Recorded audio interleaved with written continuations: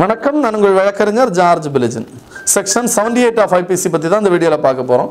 இந்திய தண்டனை சட்டம் பிரிவு 78 பற்றி தான் இந்த வீடியோவில் பார்க்க போகிறோம். வாங்க வீடியோக்குள்ளே போகலாம்.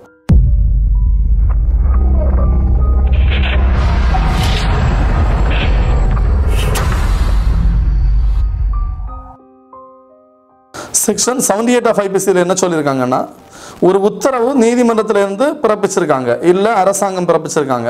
ஒரு உத்தரவு பிறப்பிக்கப்பட்டு அந்த உத்தரவை நிறைவேற்றுவதற்காக ஒரு அரசு ஊழியரோ இல்லை காவல்துறையினரோ ஒரு செயலை செய்யும் போது அந்த செயல் குற்றச்செயலாகாது அப்படிங்கிறத சொல்கிறாங்க. அது குற்றச்செயலாகவே இருந்தாலும் குற்றச்செயலாகாதுன்னு சொல்கிறாங்க.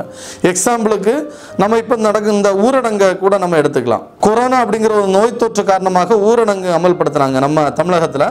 அந்த ஊரடங்கு காரணமாக நிறைய நபர்கள் பைக்கில் வெளியே வரக்கூடிய நபர்களை போலீஸ்காரங்க தடுத்து நிறுத்தி அவங்கள போகக்கூடாது அப்படிங்கிறத தன்மையை உணர வச்சாங்க.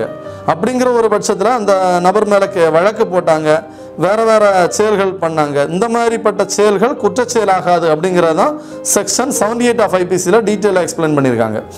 ஒரு நல்லெண்ணத்தோட ஒரு காவல்துறை அதிகாரியோ இல்லைன்னா வேற எந்த ஒரு அதிகாரியாக இருந்தாலும் சரி, ஒரு உத்தரவுப்படி அந்த செயலை செய்தால் அந்த செயல் குற்றச்செயலாகவே இருந்தாலும் அது குற்றச்செயலாகாது அப்படிங்கிறதான் செக்ஷன் 78 ஆஃப் IPCயில் டீட்டெயிலாக சொல்லியிருக்காங்க. இந்திய தண்டனை சட்டம் பற்றி நம்ம கண்டினியூஸாக வீடியோ பார்த்துட்டு இருக்கிறோம்.